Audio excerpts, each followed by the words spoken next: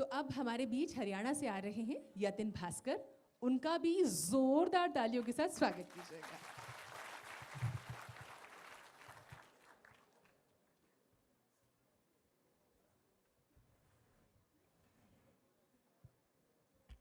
Check. Welcome to the biggest democracy in the entire world, where we have the cleanest village in Asia, and also the dirtiest world rivers, where we have the highest number of millionaires and also the highest number of BPL families. To this point, I strongly stand here to articulate how can we economically, politically, socially, and culturally connect this nation. But before I blanch, it's very imperative to understand that what are the challenges in front of us. The rising pollution, poverty, corruption, only 12.3% of the women working in organized sector.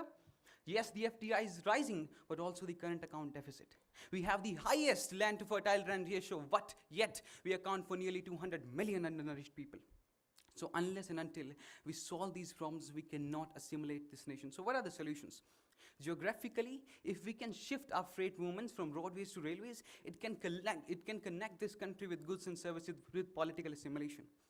For cultural assimilation, we need to separate religion from politics and culture.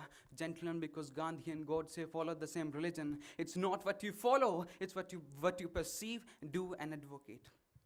And that is why, to find solutions, we need to fight communalization and radicalization. And for that, we have only one solution: education with employment, the use of media. The current state of serenity that you see in the United States between the black and white population is a wonderful example of that.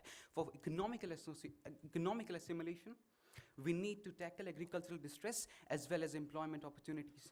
Today is the time that instead of focusing on inflation targeting, we focus on economic growth. The RBI needs to cut the repo rates. Today, as a nation, we need to understand that the farmer don't need loan appeasement, sir. He needs better cold storage facilities. And we cannot become a united nation unless we can convert our economical capital for human development by researching and expanding a lot more in education and health sector.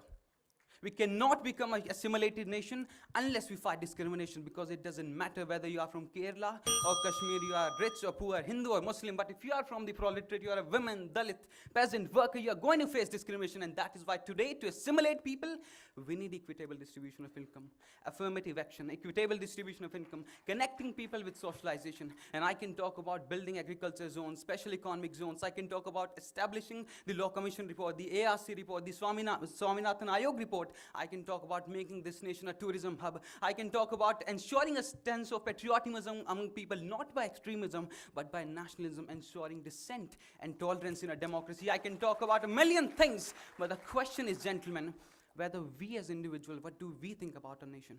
Are we going to become that negative individual who will click a selfie of the garbage present there on the road and send it to the Prime Minister?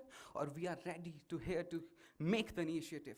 The government can make policy. We are the one who will have to take initiative. We will have to come out of our isolated boundaries and connect to people. Stop the fake propaganda and fake narratives. As Dr. Kalam once rightly said, that the great nations don't become because of handsome people, but because of those who give their hands to some who require that.